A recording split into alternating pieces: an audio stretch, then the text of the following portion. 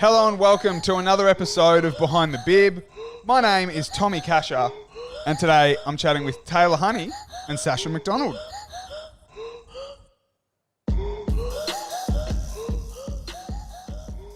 Now, girls, I've already given you a heads up. I haven't done a double chat, so I'm not sure how we're going to go here, but let's just go for our best. Welcome, congratulations on the move to the UK. Tayla, I'll start with you. What'd you have for breakfast? I had 2 pieces of toast with Vegemite on them this morning. Pretty basic. Had to go to gym early, so that's all I did. Is that a go-to breakfast for you? No, not really. Sasha is aware of my go-to breakfast, but at the moment I'm obsessed with oats, baked oats, to be more particular. I really enjoy having them. So now, Sash, I remember from our time together when we went away for, not you and I, that sounds weird, but not like you, not you and I specifically, but for the Nationals Carnival. It was up in Brisbane 2019. Feels like 2010. Yeah, it does, doesn't it? Now, are you gluten intolerant? Is it gluten? Oh, I'm a little bit of everything. Yeah, I think we've kind of drawn it down to IBS with maybe a few things thrown in there. So I'm kind of sensitive to a few things, but it's not necessarily one thing. Mate, an allergy, it's a bit of everything. How does that go in terms of like the diet that you look to get enough energy for training and stuff? How hard is that to like maintain a healthy balance with what you're eating and everything? Yeah, it's been a long process. I kind of am still in the process of figuring out what works, what even is my diagnosis, because with IBS, it is essentially you get diagnosed for everything and it's more of an elimination process. So it's the last result if you don't get anything else. So that can be a little bit tricky and you go through a lot of tests and blood tests and stuff like that. But the doctors that I've worked with have been awesome. So it can be a little bit tricky kind of figuring out what works, what doesn't work, but that's what our dietitian and nutritionists are there for, and they've been really big help. But it definitely has been tricky because things like gluten are usually like Tayla said, 2 bits of toast for breakfast before gym wouldn't really sit too well with me on a bad day. And there's just so many factors that you work through, like stress is a big one, serving sizes. So I can have 1 piece of toast and be fine and be like, woohoo, I can eat bread, and then have a sandwich at lunch, and then I won't go into any more information. And not be okay. It's quite annoying when we're trying to cook dinner and Sasha can't eat garlic, she can't have onions, she can't have pasta. I'm like, oh. Yeah. Old Taylor's favourite foods. Yeah, I was going to say, Tay, how annoying is it, no offence, Sash, to go out for dinner with Sasha? Having Sasha as a housemate? What's worse? Going out for dinner, yeah. Well, Italian's usually off the cards for Sasha, although they do make gluten-free pasta and pizza and things like that now. But we usually have to just keep it to Sasha. Usually picks where we go, if that's what I'm trying to say. I love how, let's set the record straight, Tayla comes out of the gates as if she cooks every meal every night of the week and she has to accommodate for me. That's not the way it is.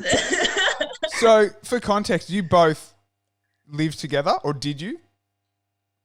Yeah, we did. Right. Yeah. Okay. We've just moved out because we had to finish our lease in Melbourne. So we've gone back to our family houses, and then obviously our next trip is London. So yes, great segue. So London. Now, did they just contact you and go, "Oh, they're housemates 2 for 1 deal"? Like, how did it come about? How did it happen? 2 for 1, 50% off. Taylor, you can take this. Yeah, I don't really know. I just had a funny call from my manager being like, oh, there's a team in London that are interested in you. They didn't say that they were, well, I didn't know at that point that they were also interested in Sasha, and I didn't really get too much information about it initially. So I sort of put it in the back of my mind. And then once more information come to light, and I also found out that Sasha was also being considered, it was a really great feeling knowing that you have a friend over in another country. So that made the decision all the more easier. So when did that conversation start for you, Tay? Oh, I think it was just before SSM contracting period officially begun. So I think it would have been, when was that? Like October? Yeah. Something like that, maybe? Like, yeah, start of October, end of September-y kind of. Something like so recently. Yeah, that kind of.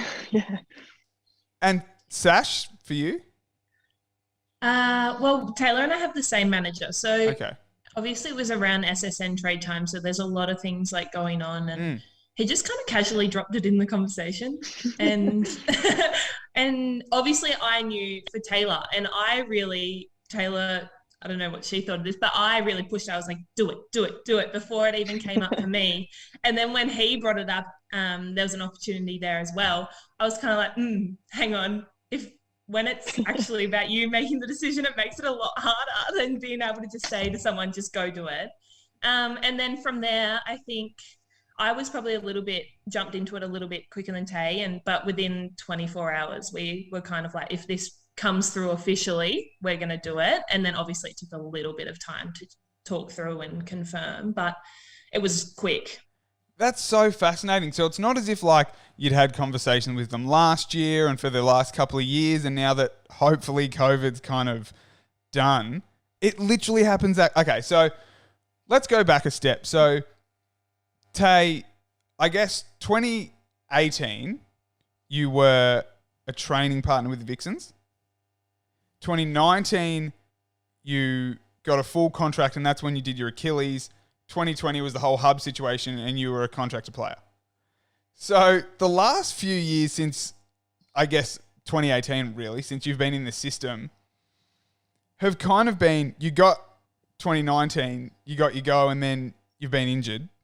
And then the hub situation, you go, but then squads are extended to 12 anyway, and that you went in the 12, Sash? You went up to the hub? Yeah. So as two players who would have spent considerable amount of time playing ANL for the last 2 years, if it was like it was previously, how do you feel the last 2 years have impacted you as a player, Tay? Yeah, the last few years have been anything but ordinary. I'd probably say 2018 was the last sort of year that I had consistent match play opportunities available. So obviously having that year off in 2019 was incredibly hard, and to come back from such, a long-term injury, it did have a real challenge about it. But I think, going into 2020 and the whole hub situation and COVID really unfolding, I think there was obviously limited opportunities for external match play. I didn't get a whole heap of court time when I was there, but I think hopefully coming into this next year, the opportunities will be greater, and I'll be able to get back on track and get more match play conditioning into me. So you talk about match play. How does that manifest itself? So an onlooker might go, yeah, but you still get to play, you still get to train, you still get to play scratch matches with training partners. What does not getting match play actually mean? And for you both, I guess. I think there's a big difference between match play at trainings and match play. That's the real thing. Obviously, there's so much more pressure on you, and there's scoreboard pressure. Things matter. What happens in the court, like you make mistakes, it impacts the score. So I think mentally, more than anything, having that practice, doing the real thing is like the most beneficial thing you can do to prepare yourself to play. Sash? Yeah, I agree. It's just different. You don't have as much as that second chance, or you can't just halfway through the quarter be like, I can reset it quarter time, half time, things like that, which maybe you can do at training, and you have so much more access to coaches and it's a lot more relaxed and you can try different things. Whereas as soon as you step on that court after a training environment where you can take risks, do completely different playing styles. They are almost two different playing styles, playing in a training environment and playing in a match day environment, because you do tend in match day, once the pressure hits or your team is so structured, you do go back to those complete structures. So without having that, it is a little bit tricky. And I think the other thing that I found was I was training so much for so long that I was just constantly getting feedback for improvement. So although there would be positive feedback there, pretty much every session, it's like, let's try this, let's improve on this, let's, this is maybe a weak area, so let's go. Whereas in match play, in an official game, you get more of a like, good job, we won because you did this well. Yeah. So you kind of feel like when you're training for 2 years, like you're getting bombarded with maybe more things that you should be working on rather than necessarily you did things well to win the game. Now, something that might seem like an odd question. Do you think there's a positive and a negative with coming up through the Netball Victoria pathway and being in a team like the Vixens that are so strong and so successful and have a great starting 7 that you can learn from those players and you can learn from Simone, but in turn, there's probably not as much opportunity and court time as there may be at another team? Yeah, I think so. Yeah. Oh, you go. You Sorry, guys. I cut you off. No. He asked you, so you go. No, I think it definitely has its positives to have such a strong state representing us in the sport of netball is really a great thing. And like you said, to be able to learn from the best is really awesome as well. But I think too, in terms of opportunities for growth, for younger players coming through, it's probably a bit of a roadblock having, the 2 diamond starting 7 in your team. And I do think that seeking opportunities elsewhere and overseas might actually be the best avenue for us to, explore our options to play and be seen. So I do think there are positives to it, but at the same time, there are negatives as well.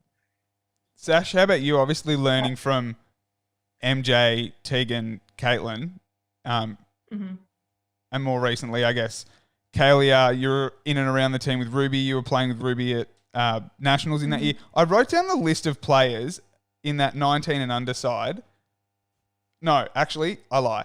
The 2019 Fury Premiership team. I'm getting distracted. I'll come back to that later.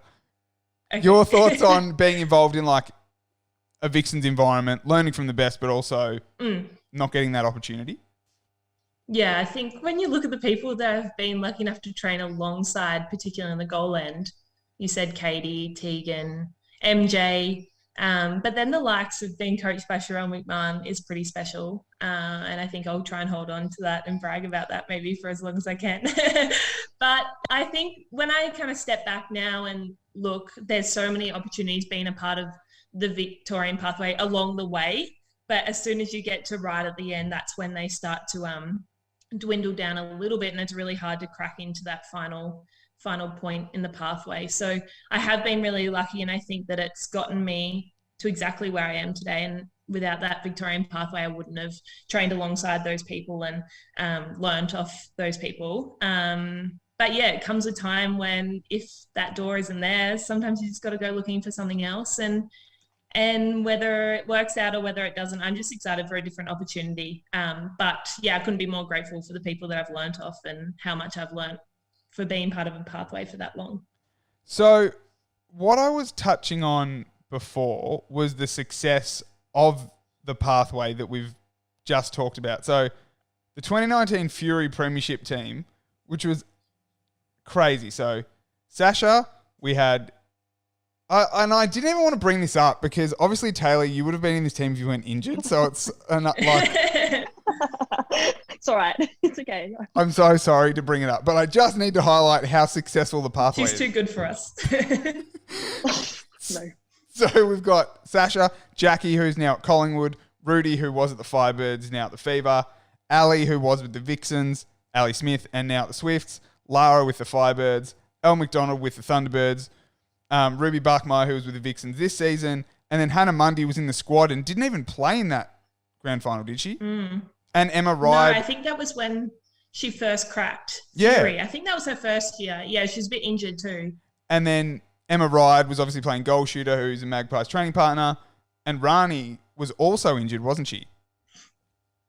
Yes. My timelines get a little confused. Yeah. Yes, she was.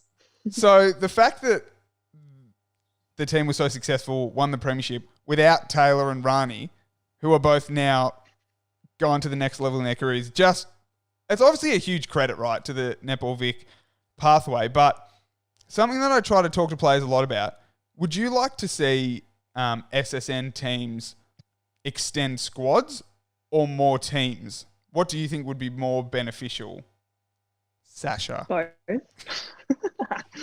Yeah, I suppose it's both.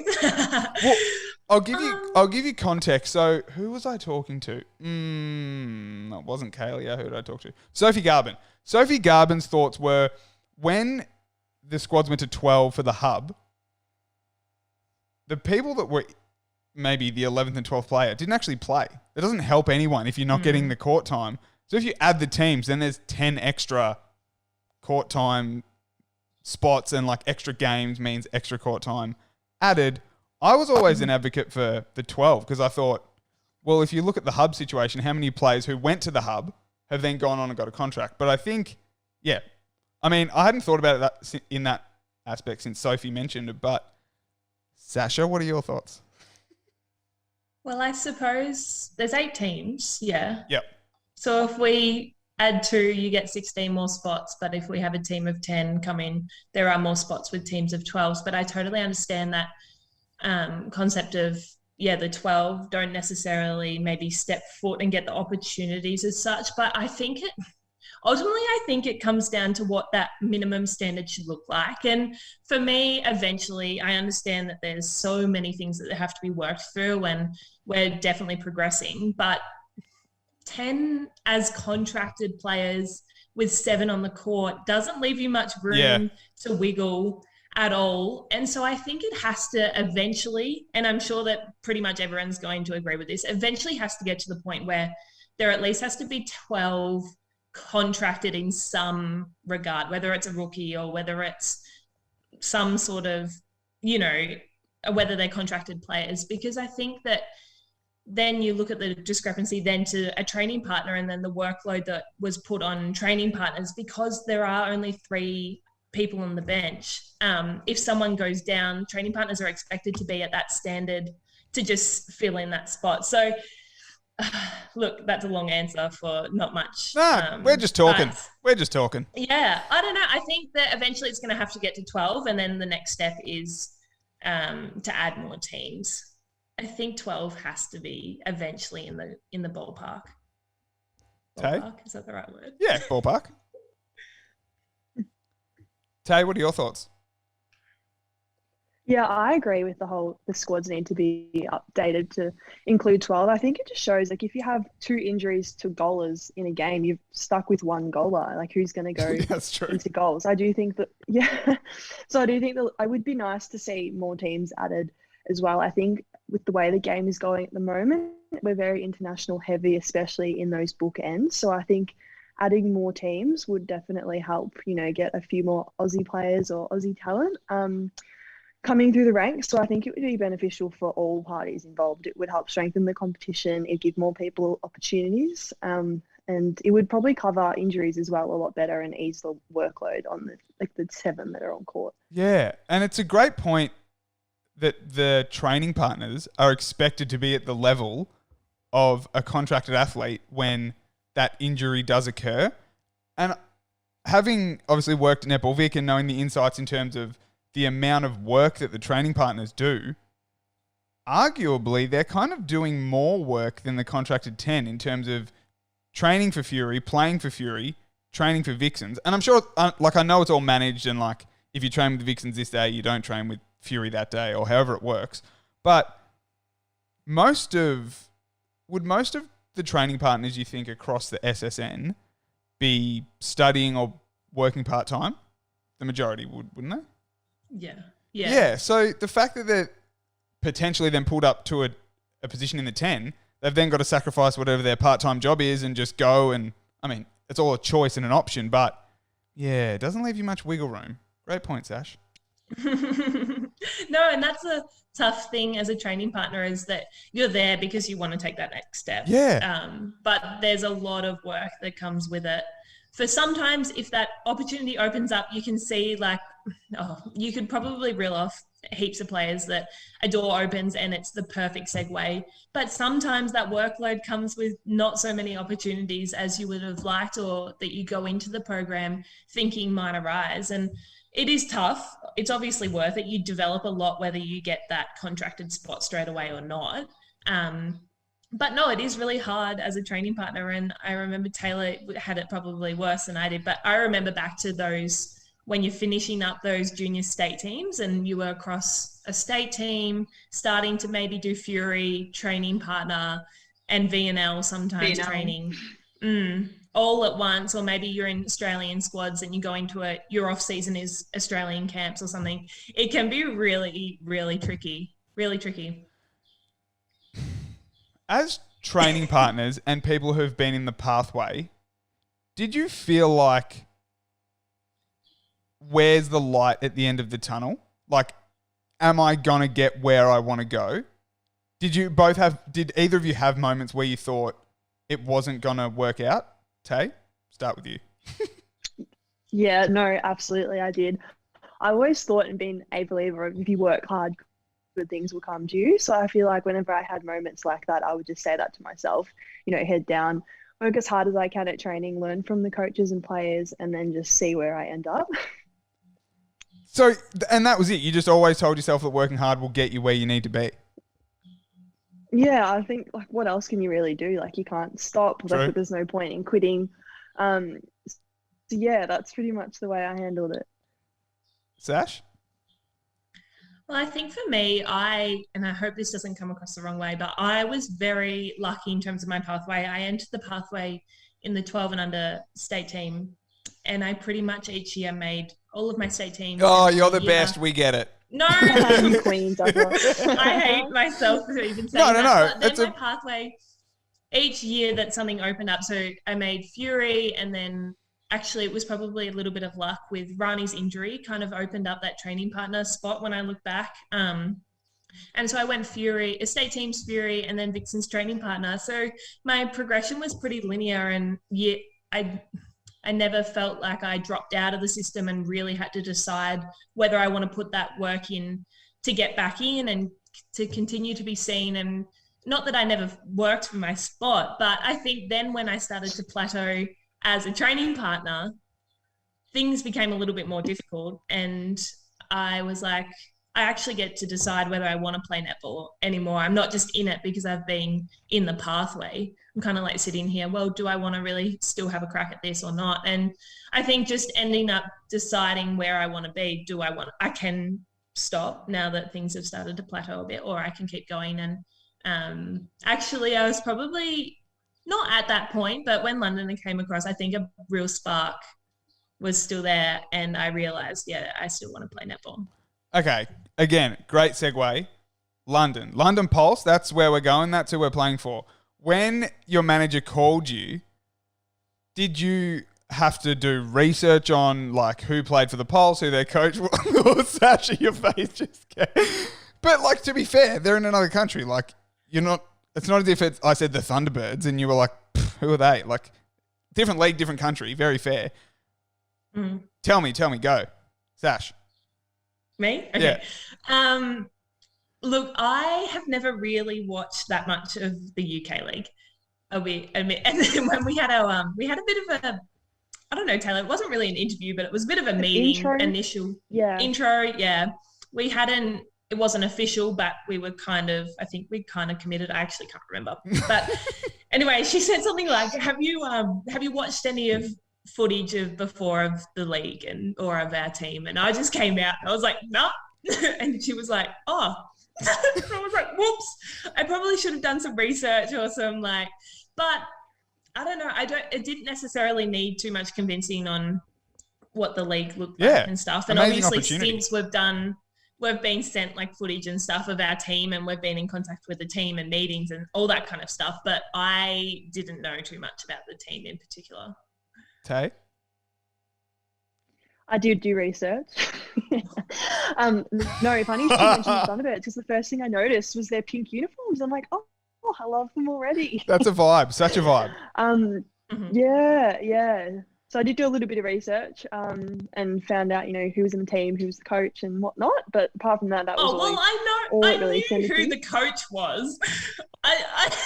You didn't watch I watched the games because I watched them play Kim's team. Kim Borgia, Tommy, as you this is typical Tayla having to get one up on me. And that's a question I've got for you both.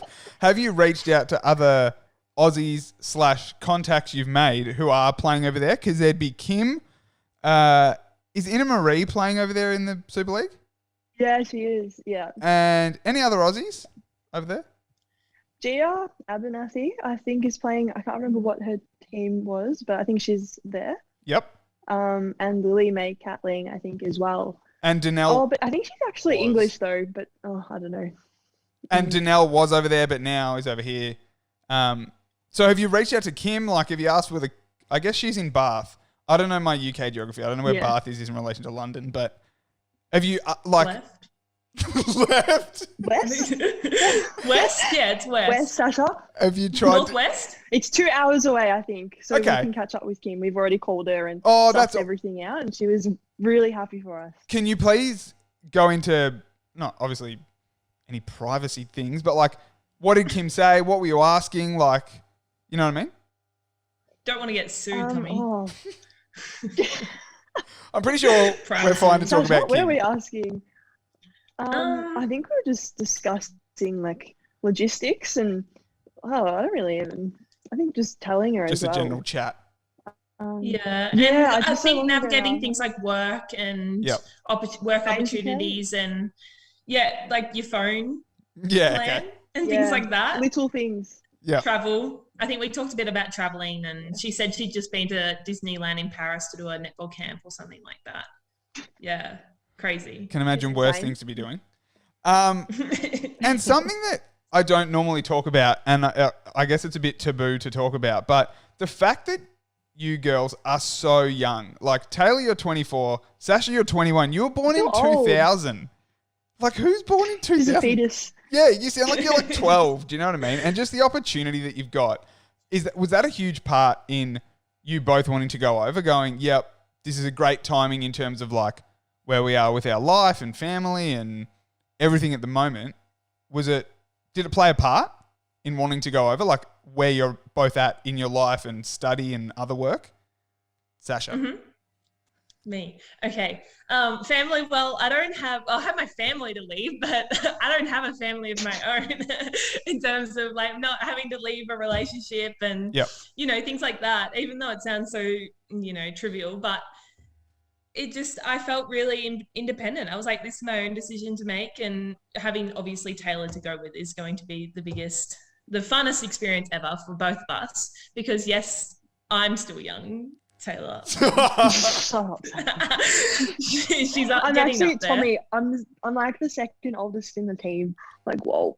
Are you serious? Second The team, oldest? no, Yeah. Tommy, you said I was born in 2000. These girls are born in like 2003.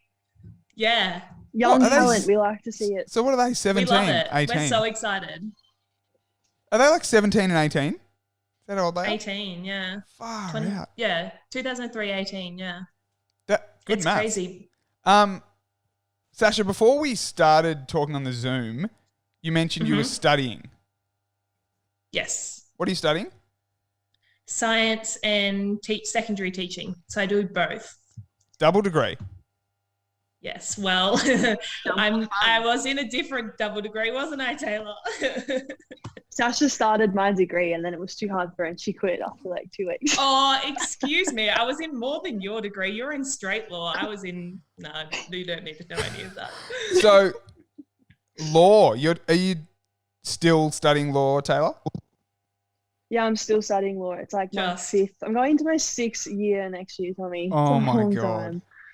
Can you? Mm-hmm. Are you both like deferring to continue to study over there, and will London Pulse help you get a job, or how does that work? Like a part-time something over there?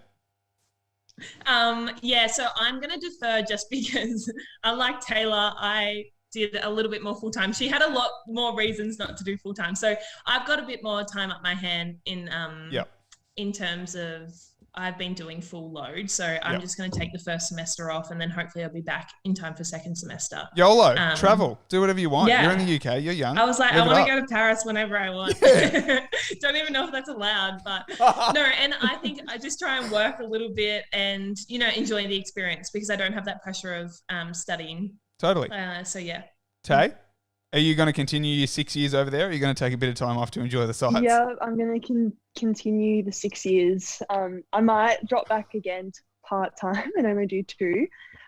But yeah, I will continue just to try and get it done. I'm kind of on thin ice in terms of finishing it within the time limit. So Right, got to keep okay. it ticking over. Right, okay. She's a law student. It takes time. So do you Tay, once your netball career's over, do you want to be a lawyer? Is that what the goal is? So many Yes. people do law. Yes, it is. Is it really? Okay. That's fascinating. I watched Legally Blonde the other night.